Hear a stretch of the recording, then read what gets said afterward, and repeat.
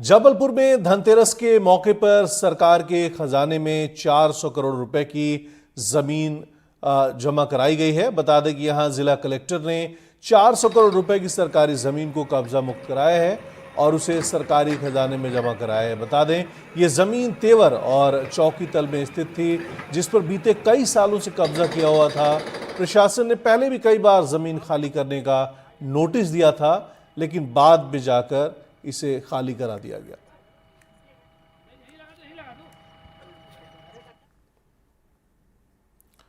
और छत्तीसगढ़ के सूरजपुर में हेड कांस्टेबल तालिब शेख की पत्नी और बेटी की हत्या मामले में कार्रवाई करते हुए प्रशासन ने आरोपी के घर पर बुलडोजर कार्रवाई की है।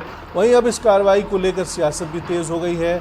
छत्तीसगढ़ कांग्रेस के प्रदेश अध्यक्ष दीपक बैज ने सरकार पर निशाना साधा। वहीं दीपक बैज के बयान का पलटवार करते हुए मध्य प्रदेश सरकार में मंत्री लक्ष्मी रजवाड़े ने कहा कि कांग्रेस घटना पर कार्रवाई की मांग कर रही थी और जब एक्शन हुआ तो उन्हें क्यों दिक्कत हो रही है।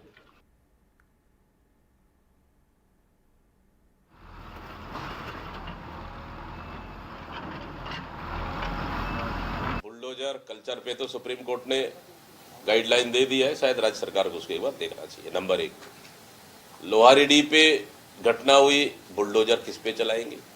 थाना में प्रशांत साहू को पीट पीट कर मारा गया, क्या थाना में बुलडोजर नहीं चलना चाहिए? क्या चलना चाहिए कि नहीं चलना चाहिए? बलरामपुर में गुरुचरण मंडल को कोतवाली में पीट पीट कर हत्या कर दी गई, तो बुलडोजर चलना चाहिए कि नहीं चलना चाहिए? तो कहां चलेगी?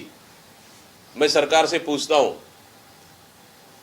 लोहारडीह घटना पे प्रशांत साहू की हत्या पे बुलडोजर किसके घर चलेगी? या थाना में चलेगी या फिर किसके घर में चलेगी? पहले सरकार जवाब दे दे। बलरामपुर कोतवाली में हत्या कर दी गई, क्या कोतवाली में बुलडोजर चलेगी? क्या सरकार नियम कानून सबके लिए बराबर है या फिर दोहरी राजनीति कर रही है? सरकार चलाने में असमर्थ है। अब जब सरकार अपने हिसाब से काम कर रही है तो भी कांग्रेसियों को दिक्कत हो रहा है, उनके पेट में जलन हो रहे हैं। तो चाहते क्या है? मैं कांग्रेसियों से पूछना चाहती हूँ कि चाहते क्या हैं? जब कानून अपना काम कर रही है तो उनको अपने हिसाब से करना चाहिए, करने देना चाहिए।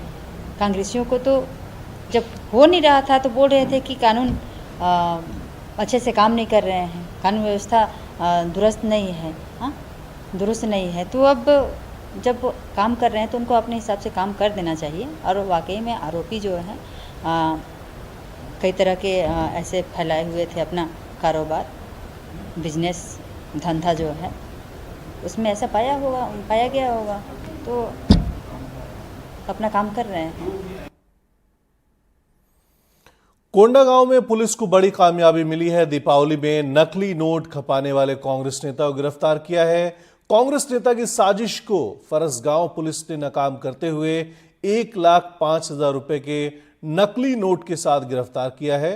पकड़ा गया आरोपी राजेश सोरी युवक कांग्रेस का उपाध्यक्ष है। फरसगांव एसडीपीओ अनिल विश्वकर्मा ने मामले का खुलासा करते हुए बताया कि मुखबिर की सूचना मिलने पर वाहनों की चेकिंग की जा रही थी।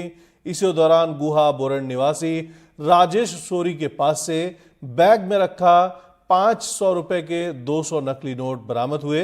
साथ ही उसके घर की तलाशी लेने पर वहां भी नकली नोट मिले हैं। पूछताछ में अहम जानकारी मिली है। आने वाले दिनों में और भी खुलासे होंगे।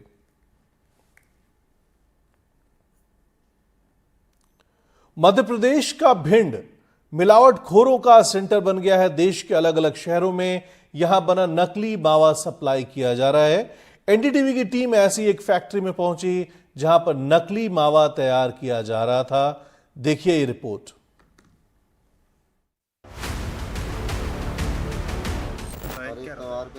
मावा ज्यादा दिखता है, लेके आते हैं, फिर उससे चूरती करते हैं, नकली खोआ बनाते हैं। कहाँ तक है? मिलावटी होगी खोआ, वो नकली खोआ है। काला गुलाब जामुन, सफेद नर्म नर्म बर्फी, मावे से तैयार इन मिठाइयों को देखकर अगर आपके भी मुंह में पानी आ गया है तो सावधान हो जाएं, क्योंकि ये मिठाई दिवाली पर आपकी सेहत को बिगाड़ सकती है। ये मिठाई नहीं बल्कि जहर है।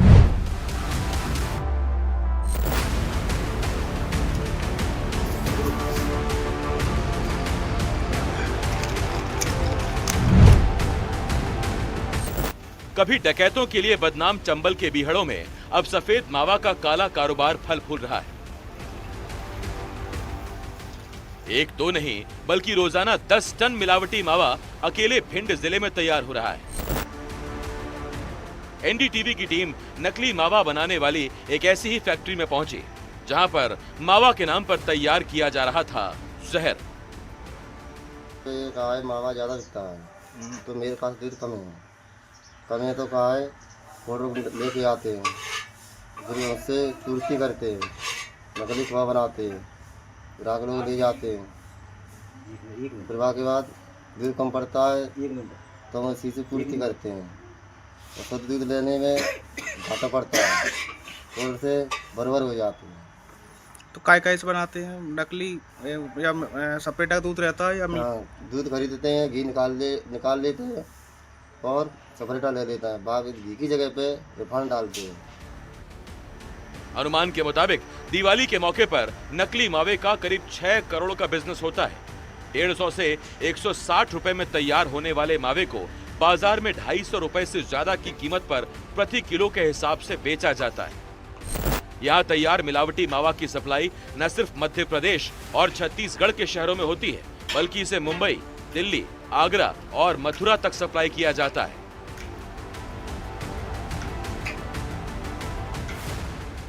एक ही जगह रिफाइंड डालते हैं। रिफाइंड क्यों डालते हैं? रिफाइंड जो डालते हैं चिकन ही रहेगी खोआ में। और क्या डालते हैं उसमें? और शक्कर चीनी भी गिरती है। शक्कर क्यों डालते हैं? शक्कर जो गिरती है वो खट्टा नहीं होगा, 2 दिन 4 दिन चल जाएगा। अच्छा, और क्या डालते हैं? और पपड़ी डालते हैं। वो क्यों डाली जाती है? वो जो डाली जाती है पीला हो जाता है खोआ, तो सफ़ेदी आ जाती है। अच्छा, तो अच्छा, हाँ, फिर उसके बाद जैसे दाना देते हुए तो थोड़ा सोडा भी लगा जाते हैं। क्या चिकन खोआ वगैरह चिकन खोआ मांगते हैं। हैरानी की बात यह है कि मिलावटखोरों को भी पता है कि जिस केमिकल का इस्तेमाल करके वो नकली मावा बना रहे हैं वो लोगों के लिए घातक है। कितना बना लेते हैं दीपावली के टाइम पे? अरे दीपावली के टाइम पे जैसे 50 किलो बनाने, 100 किलो बनाने, 150 किलो बनाने। एक दिन में कितना बना लेते हैं? एक दिन में 2 कारीगर बना लेते 100 किलो खोआ। अच्छा, तो ये कहाँ जाता है आपका? ये भोपाल जाता है, दिल्ली भी जाता है, कहीं भी पहुंच जाता है। जैसे से पहुँचवाता है हमारे सीट पे, वहाँ भिजवा देते हैं। ये कोई जो केमिकल वगैरह जो डालते हैं और भी जो चीज़ें डालते हैं तो क्या घातक है क्या ये सब? घातक है, मिलावटी होगी खोआ, वो नकली खोआ है। वो नकली खोआ अच्छे में बिक रहा हो। अकेले भिंड जिले में करीब 100 से ज्यादा नकली मावा बनाने की फैक्ट्रियां हैं। करीब 40 से 50 गांव में मावा कारोबारी है। इस कारोबार में करीब 1500 से ज्यादा लोग जुड़े हैं। 90% मिलावटी मावा का कारोबार गांव स्तर पर किया जाता है। ऐसा नहीं है कि खाद्य विभाग को इसकी जानकारी नहीं, लेकिन कार्रवाई के नाम पर क्या होता है जरा आप भी सुनिए। तो क्या अधिकारी वगैरह आते हैं आपके यहाँ कार्रवाई के लिए? हाँ, अधिकारी वगैरह आते हैं। अच्छा, आते हैं। कोई 10,000 मांगता है, कोई 5,000 मांगता है, कोई 20,000 मांगता है। 20,000 लेके गया अभी। हाँ, और पैसे लेके चले जाते हैं? और पैसा लेके चले जाते हैं। कोई कार्रवाई नहीं करेंगे? कोई कार्रवाई नहीं होती। सवाल उठता है कि आखिर वो कौन अधिकारी कर्मचारी हैं जो इन मिलावटखोरों का साथ दे रहे हैं, जो चंद रुपए के लिए लोगों की सेहत के साथ खिलवाड़ कर रहे हैं, दिवाली की मिठास में मिलावट का जहर घोल रहे हैं।